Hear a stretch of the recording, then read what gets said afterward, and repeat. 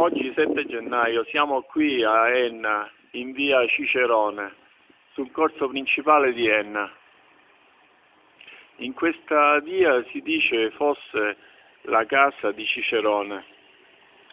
Nel 71 a.C., quando Cicerone fu incaricato dai siciliani di difendere la Sicilia dalle ruberie del pretore Verre.